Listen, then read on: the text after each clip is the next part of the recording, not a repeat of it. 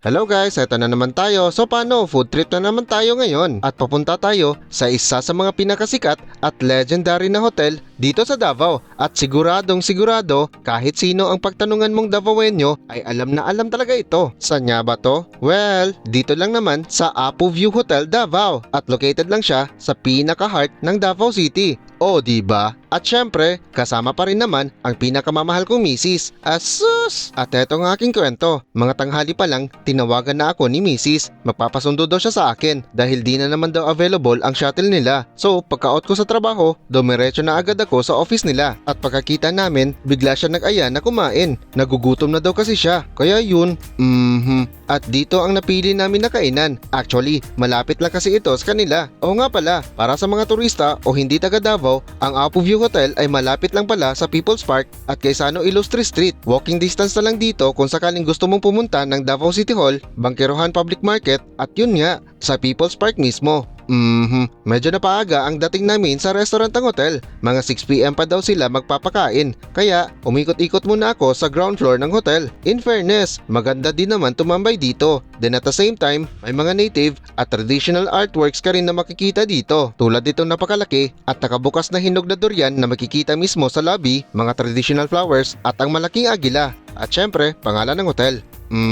Meron din silang mga butik dito sa loob. Speaking of traditional, more on mga accessories din ang mga display at binibenta nila. Pwede na din papasalubong. Mga bags, wallets, pouch at mga fashion accessories tulad ng mga necklace, earrings, bracelets at iba pa. Lahat puro traditional. Bumalik na agad ako sa resto at sakto, magpapakain na daw sila. Kahit si Joy, gutom na din. Kaya kumuha na agad kami ng mga pagkain para kumain. In fairness, mga lutong Pinoy din naman pala ang mga sinuserve nila. Iba-iba at klase ang mga names but still, panlasang Pinoy pa rin. Umiikot lang ako sandali at kumuha na agad ng mga pagkain hanggang sa kaya ng plato ko. Hehe, tigi-tigi lang muna ang mga kinuha kong pagkain para kung sakaling may magustuhan man ako, babalik na lang ako para kumuha ulit. Same foods pa rin as usual, tulad ng chicken at pork, pero meron silang pumpano. Gustong gusto ko pa naman ito, malalaki kasi ang mga buto at madali mo lang siya mahuli agad. May mga sushi din dito, isang fried na dumpling at isang maliit na cupcake. Ang aga ng dessert ko, no? Hehe, kumuha na din ako ng soup na pumpkin. Kahit sa ibang mga resto na pinagkainan, kumukuha din talaga ako nito. Masarap eh. Alam mo yung soup, na bihirang-bihira mo lang talaga matikman o makain. At in fairness, all goods din naman ako sa lahat ng mga natikman ko. Hindi sa kagutuman ko, kundi dahil talaga nasarapan din ako sa mga luto ng mga pagkain. Although, may mga ganitong foods din naman sa ibang mga resto, pero yung lasa, talagang hindi siya pabalik-balik at hindi nakakasawa. Kahit sa mga pork or beef, kung usapang tender ay ganun din naman dito. Yun bang, konting nguya lang at di nasasakit ang mga bagang mo. At dahil paubos na ang first batch ng mga pagkain, ready na naman ako para sa second batch. Alright! So bale, tulad ng ginawa ko sa first batch ko, nag-ikot-ikot na naman ako para mas makita ko pa ng buo ang mga pagkain. At saka, baka may mga nakaligtaan pa pala akong mga foods na di ko pa nakuha o natikman. Strike while the iron is hot. Ika nga, hanggat sa kayang-kaya ko pang kumain at kayang-kaya pa ng tiyan ko ay hala sige bira at banat na lang din. Pero syempre, dahil buffet to, kailangan maubos ko pa rin dapat ang mga pagkain na kinuha at nasa plato ko.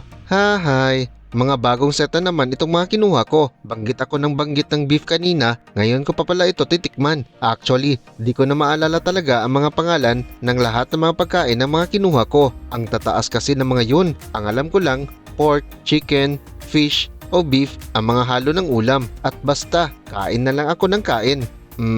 Oo nga pala, sa ganda at legendary na hotel, sa heart ng city, sa mga naikot at na-share ko kanina, sa mga pagkain na mga kinuha, natikman at kinain ko kanina, at sa mga kanina pang tanong na kung magkano ba ang buffet rate dito per head. Well, ito ay nasa murang presyo lang naman na 799 pesos pag weekdays at 899 pesos naman siya kung weekends. Lunch at dinner na din siya sa ganyang presyohan at sa ganyan kadaming mga pagkain at ilang ulit mo pa siyang babalik-balikan, for sure, sulit na sulit talaga ang mga kain nyo at open na open siya for couples, groups o kahit sa family on all occasions. So, saan ka pa? Diba?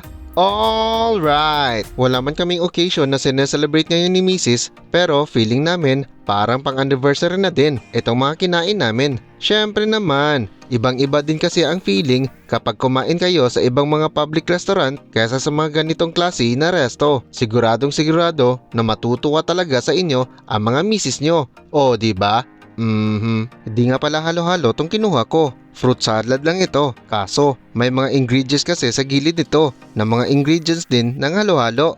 Kaya pinatos ko na din. Meron din palang mga veggie at macaroni sana dito. Kaso, nabusog na kasi ako sa mga kinain ko. Pwede ka rin pala magpaluto ng bihon, sotanghon at togi dito. Nagpaluto din kasi si Mrs. Kaso, dahil nabusog na din siya, as usual, sa akin na naman pinaubos ang mga pagkain niya. Ayan tuloy, mas nabusog pa tuloy ako lalo.